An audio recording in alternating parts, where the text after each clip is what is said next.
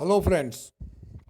Today we will see a lecture on wire electrical discharge machining, or it is also known as wire electro discharge machining. In short, it is known as WEDM.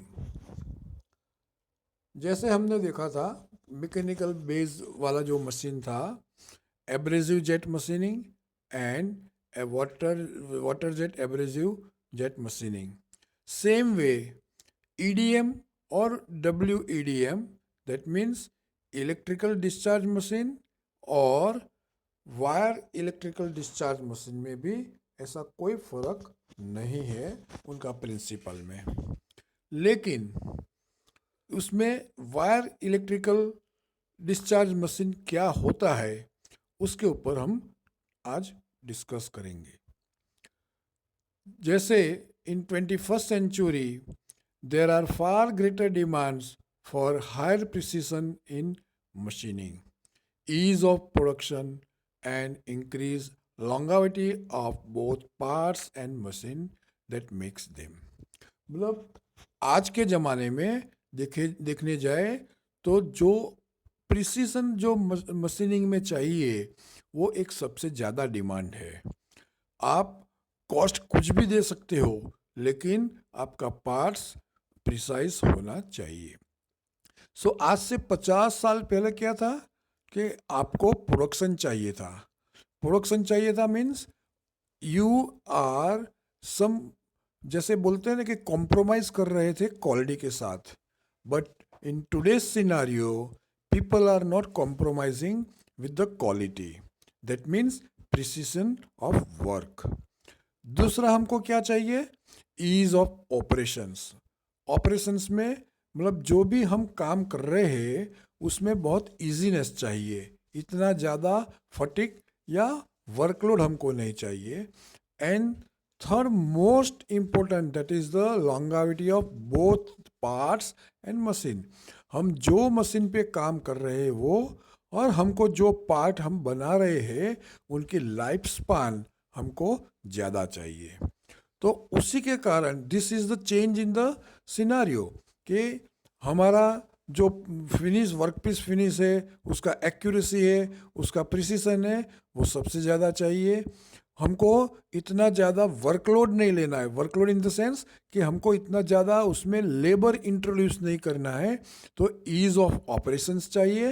And जो भी parts हम बना रहे हैं वो parts और जो machine पे बना रहे हैं वो मशीन, दोनों की लाइफ भी हमको ज़्यादा चाहिए. ये आज का ज़माना का डिमांड है. So wire EDM can satisfy and meet all this needs. उसी के कारण wire EDM, wire electrical discharge machine, वो उसका जन्म हुआ. The precision machining of complex geometries can be easily accomplished by minimal operations. बहुत जो बोलते हैं कि जिसका पार्ट्स का ज्योमेट्री यानी उसकी डिज़ाइन ऐसी है कि आप नॉर्मल कन्वेंशनल मशीनिंग से आपको बनाने में बहुत तकलीफ पड़ती है, या उसका हमको प्रिसीजन नहीं मिलता है, या उसमें हमको ज़्यादा ऑपरेशंस करने पड़ते हैं. To avoid that, wire EDM हम अगर यूज़ करेंगे तो ये तीनों आपका पर्पस उसमें सॉल्व होता है. उसमें आप कॉम्प्लेक्स ज्योमेट्री वाला जॉब या वर्क पीस के ऊपर काम कर सकते हो. आप उसमें सबसे कम सेटिंग एंड सबसे कम ऑपरेशंस में आप वो प्रोडक्ट या पार्ट्स बना सकते हैं. नाउ अबाउट WEDM के बारे में हम कुछ बात करेंगे. It can machine anything that is electrically conductive. सबसे पहले तो ये उसका एडवांटेज में भी आता है और डिसएडवांटेज में भी आता है. एडवांटेज में कैसे आता है कि आप कोई भी मटेरियल हो वो मटेरियल के ऊपर आप मशीनिंग कर सकते हो, लेकिन उसका डिसएडवांटेज या लिमिटेशन क्या है? वो जो वर्कपीस का जो मटेरियल है वो कंडक्टिव होना चाहिए. वेदर उसका हार्डनेस कैसा भी हो, कॉमन मटेरियल्स जैसा, मतलब जैसे टूल स्टील टूल हो या एल्यूमिनियम हो या कॉपर हो या ग्रेफाइट हो, या उससे भी ज़्यादा हार्ड मटेरियल जिसमें Hastelloy, Waspaloy, Inconel, titanium, carbide, polycrystalline diamond, compacts and conductive ceramics हो। आप कुछ भी मटेरियल लाओ, लेकिन वो इलेक्ट्रिकली कंडक्टिव होना चाहिए। उसके ऊपर आप वायर ईडीएम से आप मशीनिंग कर सकते हो। The wire does not touch the workpiece, so there is no physical pressure imparted on workpiece. जैसे ये नॉन कन्वेंशनल मशीनिंग में आता है। नॉन कन्वेंशनल मशीनिंग का एक सबसे बड़ा रिक्वायरमेंट क्या है? There is a no physical contact between workpiece and tool. तो वायर रीडिंग में भी सेम है, जो आपका जो वायर है that work as a tool but it has no physical contact with the workpiece, so there is no physical pressure on the workpiece. जैसे grinding में आपको करना है तो ग्राइंडिंग में स्मूथ फिनिश चाहिए, लेकिन आपको ग्राइंडिंग व्हील और आपका वर्कपीस एक दूसरे के फिजिकल कांटेक्ट में आता है, बराबर। सिर्फ यहाँ पे जो प्रेशर होता है वो कौन सा होता है? आपको सिर्फ वर्कपीस को जो होल्ड करना है इतना ही प्रेशर वर्कपीस के ऊपर लगता है, बाकी का कोई वर्कपीस के ऊपर प्रेशर नहीं लगता है। तो उसी के कारण होता क्या है कि आपका छोटा पार्ट से, थिन पार्ट से, फ्रेगाइल पार्ट से वो आप उसके ऊपर मशीनिंग कर सकते हो। Wire EDM also gives designers more latitude in designing dies and management more control of manufacturing since the machining is completed automatically. अच्छा, उसमें एक आपको बड़ा एडवांटेज वायर ईडीएम आने के बाद क्या मिला कि पहले हम बहुत केसेस में क्या करते थे कि आपका वर्कपीस बहुत क्रिटिकल डिज़ाइन या वो इंटीग्रेट्स पार्ट्स उसमें बहुत सारे आते थे। टू अवॉइड दैट मशीनिंग करना मुश्किल था, तो क्या करते थे हम, वो पार्ट्स ज़्यादा यूज़ करना नहीं करते थे। आपका कोई भी डिज़ाइन हो तो आपका डिज़ाइन इतना सोफिस्टिकेटेड रखते थे कि आप उसमें कोई भी वर्क पीस यूज़ करेंगे वो बनाने के लिए आपको इजी पड़ता हो। लेकिन अभी क्या हो गया कि आप कॉम्प्लिकेटेड पार्ट्स वाली डिज़ाइन भी है तो भी आप वो डिज़ाइन करके आप उसका मैन्युफैक्चरिंग कर सकते हो। तो ये आपका उसमें सबसे बड़ा एडवांटेज है। और मैनेजमेंट का मैन्युफैक्चरिंग के ऊपर कंट्रोल भी अच्छी तरह से हो सकता है, क्योंकि ये जो प्रोसेस है वो कंप्लीटली ऑटोमेटिक है। उसी के कारण यहाँ पे जैसे मान लो कोई एक मशीन का प्रोडक्टिविटी, मान लो वो 1 घंटे में 10 या 15 पीस बनाता है, और प्रॉब्लम क्या होता है कि जब वो ऑपरेटर उसके ऊपर काम करता है तो he is not working with it fullest. जो आपका प्रोडक्टिविटी होना चाहिए वो आपको नहीं मिलता है, because there is a incorporation of human. आप ऑपरेटर है वो ह्यूमन है, तो उसी के कारण दैट डिपेंड्स के भी मान लो कोई एक ऑपरेटर 10 के बदले आपको 9 पीस प्रोडक्शन में देगा, कोई 8 देगा, कोई 10 देगा। तो that completely depend on the operators, जो एफिशिएंसी है उसके ऊपर डिपेंड रहता है। लेकिन वायर ईडी में वो कंप्लीटली ऑटोमेटिक मशीन है, तो उसमें कोई ह्यूमन एरर या ह्यूमन का जो एफिशिएंसी है उसके ऊपर अप्लाई नहीं होता है। तो there is a complete control of the management on this process. Parts that have complex geometry and tolerances don't require you to rely on different skill levels.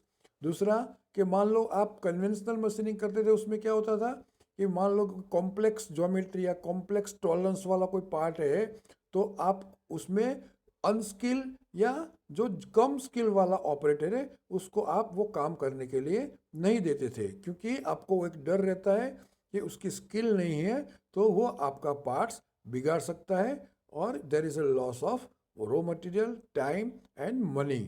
To avoid this problem, wire EDM वो उस completely automatic machine है। आपको सिर्फ उसमें वो जो आपको machining करना है उसका प्रोग्रामिंग करना है, ऑटोमेटिकली वो प्रोग्राम के हिसाब से काम करता है। तो ये जो मशीन है कोई ऑपरेटर की स्किल के ऊपर डिपेंड नहीं रहता है, सिर्फ आपको कुछ भी कॉम्प्लेक्स ज्योमेट्री वाला या प्रिसाइज जॉब बनाना है वो आप उसमें बना सकते हैं। Increase in the productivity is achieved since the machining is intended allowing operators to do work in other areas. दूसरा एक एडवांटेज देखें तो क्या होता है उसमें कि मान लो एक बार आपने वायर ईडीएम मशीन पे आपने पार्ट फिक्स कर दिया है, उसका ऑपरेशन आपने प्रोग्रामिंग करके स्टार्ट कर दिया है, तो उसके बाद में ऑपरेटर को वहाँ पे जाने की ज़रूरत नहीं पड़ती है अनटिल वो पार्ट का मशीनिंग खत्म हो जाए। तो उस दौरान जब वायर ईडीएम मशीन काम करता है उस दौरान वो ऑपरेटर दूसरे काम में भी आप उसको एलोकेट कर सकते हो। मोस्ट मशीन्स रन्स ओवरनाइट इन ए लाइट्स आउट एनवायरनमेंट। जैसे मान लो कि कोई बड़ा काम है, आपको लगता है आपके डिज़ाइन के हिसाब से वो मशीनिंग आपको 10 या 12 घंटा लगता है, तो अभी क्या करना चाहिए आपको, वो पार्ट वायर ईडीएम पे ऊपर फिक्स करके मशीन स्टार्ट करके आपको, भले आपका फैक्ट्री या प्लांट बंद हो लेकिन सुबह जब आप आएंगे तो उसका 8 या 10 घंटे का मशीनिंग टाइम ख़त्म होने तक वो उसका मशीनिंग कंप्लीट हो जाता है। तो आपका मशीन आप 24 घंटा आप यूज़ में ले सकते हो। ऐसा नहीं है कि आपने मशीन रखा है, आप सिर्फ सुबह 8 से शाम को 8 बजे तक आपकी फैक्ट्री में काम करते हो तो शाम को 8 बजे के बाद वो मशीन काम नहीं करेगा, ऐसा नहीं होता है। आपने एक बार उसके ऊपर मशीन में जॉब लगा दिया, मशीन स्टार्ट कर दिया, प्रोग्राम के हिसाब से वो काम करता है। आप उसमें फिजिकली आप अटेंड करो या ना करो उसके ऊपर उसका कोई प्रॉब्लम नहीं आता है। Long jobs are cut overnight और over the weekend while shorter jobs are scheduled during the day। तो आप छुट्टी के दिन या रात को ये लंबा जॉब इन द सेंस कि जिसमें टाइम मशीनिंग टाइम लंबा होता है वो आप शेड्यूल कर सकते हो। सो आपका मशीन का यूटिलिटी आप उसमें इंक्रीज कर सकते हो। Most work pieces come off the machine as a finish part without the need of secondary operation. Majority of pieces आप एक बार लगा दिया तो वो फिनिश होके ही बाहर आता है, उसके ऊपर आपको दूसरा कुछ फिनिशिंग का या ग्राइंडिंग का, लैपिंग का, होनिंग का कोई ऑपरेशन करने की ज़रूरत नहीं पड़ती है। It's a one step process. ये मैंने उसका एक लेआउट दिखाया है। बेज है, बेज के ऊपर आपने वर्क पीस रखा हुआ है। ये वर्क पीस और आपका बेज जो है वो एक आयोनाइज वाटर के अंदर सबमर्ज है। ऊपर से एक पुली है, पुली में से वायर एक गाइड के थ्रू आपका वर्कपीस में से होके नीचे आता है और वो अगेन दूसरा पुली में यूज होने के बाद वो रोटेट होके उसमें रोल हो जाता है। जो आपका जो ये जो टब जैसा दिखाया है उसमें नीचे एक ब्लू पाइप है, वो ब्लू पाइप के थ्रू पानी आपका पंप में होके फिल्टर में होके उसके ऊपर फ्लशिंग होता है।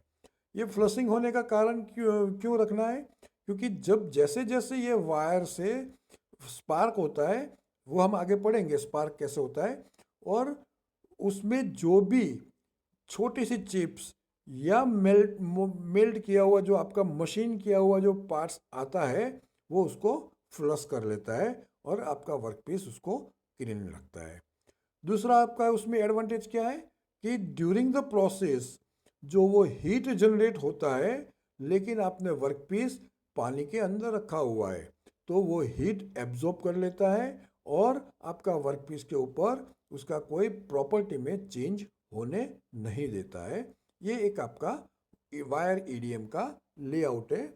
सेम वे ये सेम लेआउट है किस तरह से वो काम करता है। अभी ये वायर ईडीएम मशीन में ये जो दूसरा लेआउट मैंने दिखाया हुआ है, ये वायर ईडीएम मशीन में मेजर कंपोनेंट्स क्या है, तो उसमें 4 मेजर कंपोनेंट्स है। एक तो सीएनसी है, कंप्यूटराइज न्यूमेरिकल कंट्रोल सिस्टम है, मान लो कि वो एक मशीन का ब्रेन है। दूसरा क्या है, पावर सप्लाई है। तो पावर सप्लाई में क्या होता है, आप उसमें पावर सप्लाई मतलब इलेक्ट्रिकल सप्लाई आप देते हो और उसको गिनते हम उसके मशीन का मसल के हिसाब से। तीसरा क्या है, उसमें एक मैकेनिकल सिस्टम है। मैकेनिकल सिस्टम में क्या क्या होता है, वर्क टेबल होता है, वर्क स्टैंड होता है, टेपर यूनिट होता है, वायर ड्राइव मैकेनिज्म होता है, जैसे मैंने पुली दिखाया था। तो ये आपका एक बॉडी हो गया। एंड चौथा डाई इलेक्ट्रिक सिस्टम होता है, जो वाटर रिजर्वर और फिल्ट्रेशन का यूनिट कंप्लीट होता है, वो डाई इलेक्ट्रिक सिस्टम, उसको हम नरिशमेंट बोलते हैं, जिसमें मतलब आप उसमें कंप्लीटली उसमें चेंज होता है। चेंज क्या होता है कि जैसे जैसे में इम्प्योरिटीज बढ़ती है, you have to filter that and supply the clean water. तो ये चार उसके मेजर कंपोनेंट्स हैं। Now what is the principle of wire electrical discharge machining? The spark theory on a wire EDM is basically the same as that of the vertical EDM process। जैसे हम EDM process में हम पढ़े कि same principle same theory पे wire EDM machine काम करता है। In wire EDM the conductive materials are machine with a series of electrical discharges, मतलब इलेक्ट्रिकल डिस्चार्जेस मतलब spark. In wire EDM the conductive material, ये पहले हमने बात की थी कि आप उसमें कोई भी हार्डनेस वाला मटेरियल आप मशीन कर सकते हो, लेकिन एक ही कंडीशन है, वो वर्कपीस का मटेरियल इलेक्ट्रिकली कंडक्टिव होना चाहिए। And with a series of electrical discharge माने स्पार्क से आप उसमें मशीनिंग करते हो, that are produce between an accurately position moving wire. Wire का मतलब वायर है वो यहाँ पे इलेक्ट्रोड के हिसाब से काम करता है। And the workpiece high frequency pulses of alternating और direct current is discharge from the wire to the workpiece with a very small spark gap through an insulated dielectric fluid। insulated dielectric fluid हम कौन सा use करेंगे, water. Then many sparks can be observed at a one time। एक ही fraction of second में बहुत सारे sparks होते हैं। This is because actual discharge can occur more than 100,000 times per second, with discharge sparks lasting in the range of 1 by 10 lakhs of second or less। एक second का 10 lakhs के parts में एक स्पार्क हो जाता है। दैट मीन्स एक second में करीबन 10 लाख स्पार्क्स होते हैं।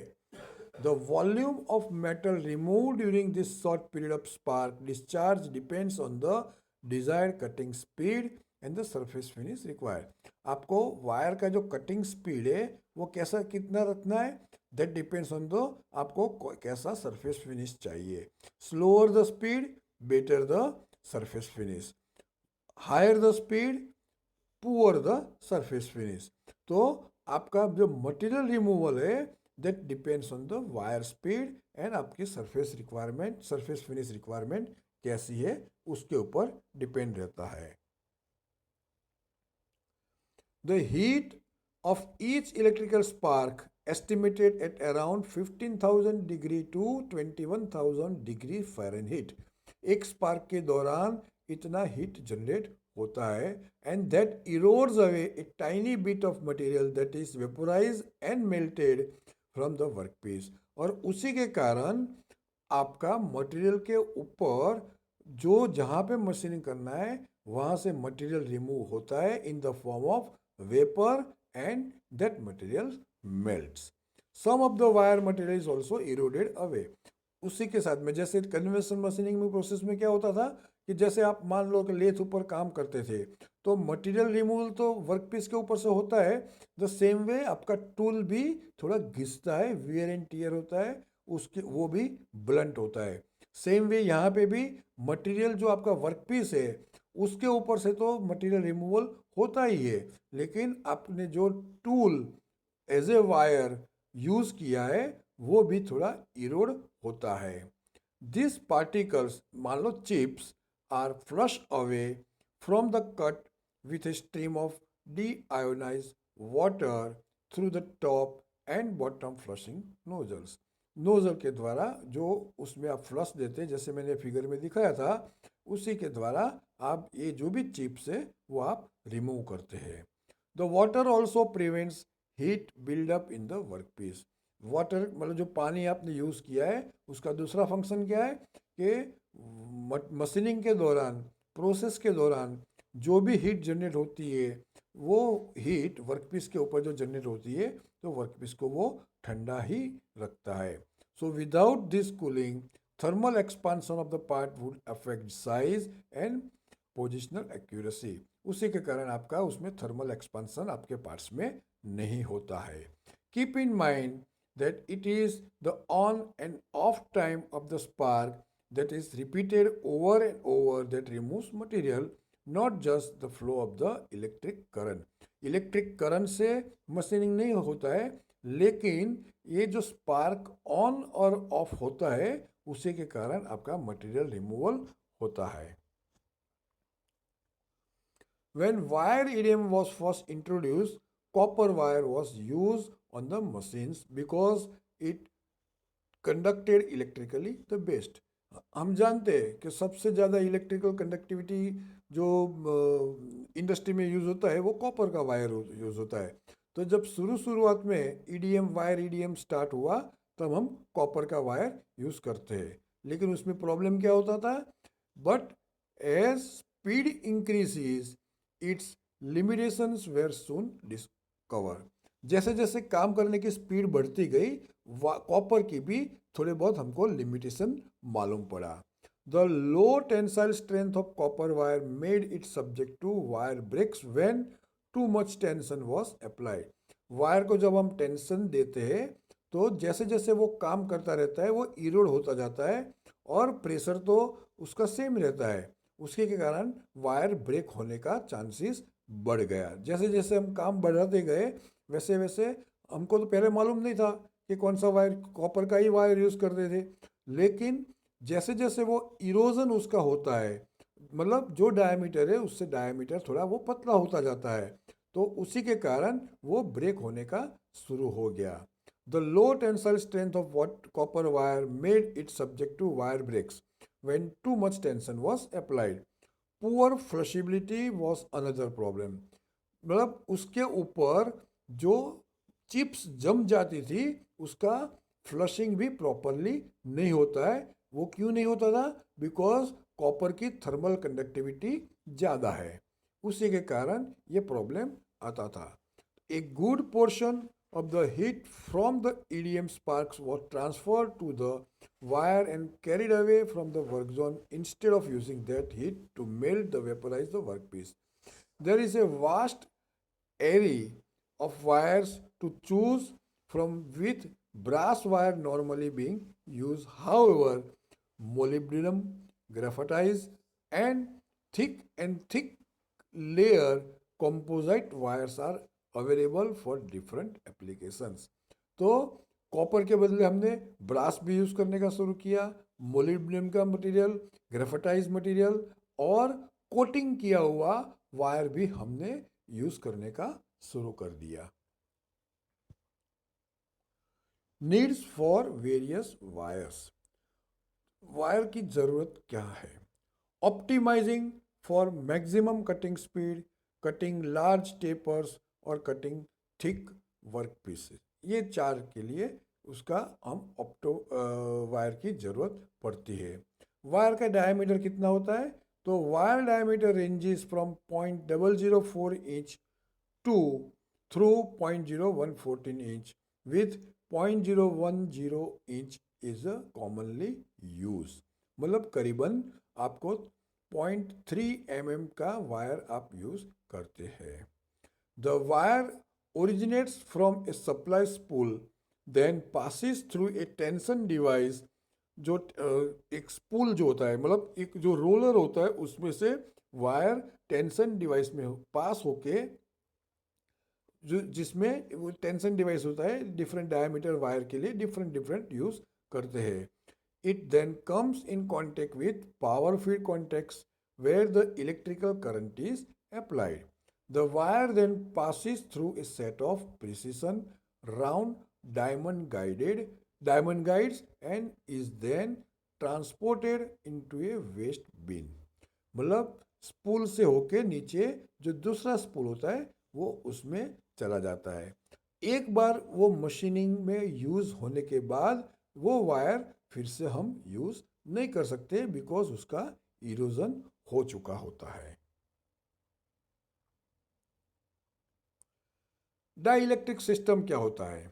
तो wire EDM uses deionize water as the dielectric. The dielectric system includes the water reservoir, filtration system, deionization system and water chiller unit। मतलब ये जो पानी जो आप यूज़ करते हैं वो डीआयोनाइज होना चाहिए। मतलब आपको उसको वो प्रोसेस करना पड़ता है। जैसे डीआयोनाइज मतलब कि उसमें आयंस आपको रिमूव करना पड़ता है। तो वो जैसे जैसे वो पानी तो हम यूज़ कर, वायर हमने एक बार यूज़ किया तो उसके बाद में हम उसको स्क्रैप कर देते हैं, लेकिन पानी तो हम सर्कुलेट करके यूज़ करते रहते हैं। तो एक बार जब वो पानी यूज़ किया उसके बाद में दूसरी बार करने से पहले उसको हमको फिर से डीआयोनाइज करना पड़ता है और तभी वो डाइलेक्ट्रिक फ्लूइड के हिसाब से काम करता है। तो एक रिजर्वर होता है, वाटर रिजर्वर मतलब जिसमें हम पानी स्टोर करते हैं। फिल्ट्रेशन सिस्टम होता है, तो वाटर में कुछ भी इम्प्योरिटीज़ है वो आपकी नोजल में आपके सिस्टम में ना जाए, इसके कारण उसका फिल्ट्रेशन सिस्टम होता है। डीआयोनाइजेशन सिस्टम होता है कि एक बार यूज़ करने के बाद आपको फिर से उसको डीआयोनाइज करना पड़ता है। एंड वाटर चिलर यूनिट होता है। चिलर यूनिट किस लिए होता है कि जैसे जैसे हम काम करते जाते हैं वर्कपीस गर्म होता है। वर्कपीस जो आपने डी आयोनाइज वाटर के अंदर रखा हुआ है वो डी आयोनाइज वाटर भी गर्म होता है, तो उसको हमको ठंडा करना पड़ता है। उसके लिए चिलर प्लांट या चिलिंग प्लांट की ज़रूरत पड़ती है। During cutting the dirty water is drain into the unfilter side of the dielectric reservoir where the water is then pumped and filtered through a taper filter and returned to the clean side of the dielectric tank.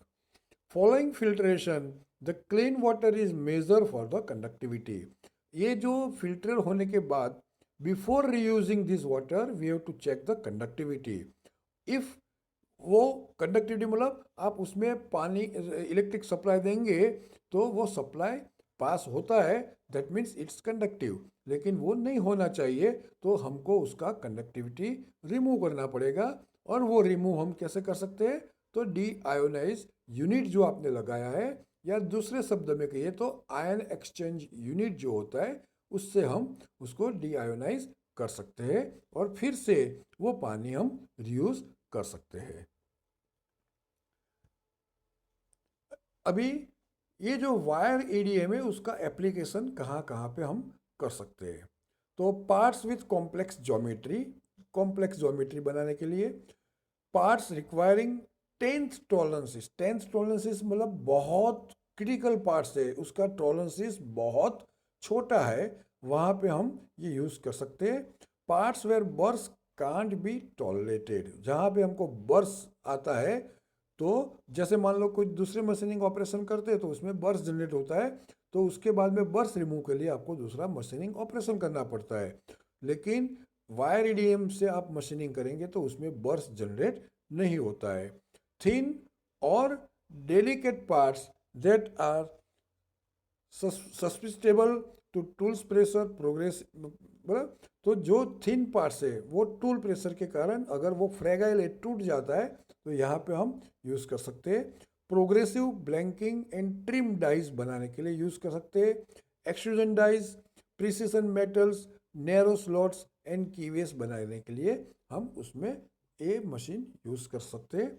और भी उसकी applications है, जैसे mould components बनाना है, tooling for forging और injection moulding, medical and dental instrumentation, cutting hardened materials such as carbide, CBN, and PCD, cutting difficult to machine materials like Hastelloy, Incolon, and titanium, aerospace, defense, and electronic parts, prototype parts, production parts, from form tool and inserts, electrodes, for vertical EDM.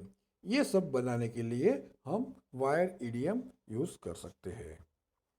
Now as usual you have to answer this question, explain wire EDM process with neat sketch with its applications. Thank you.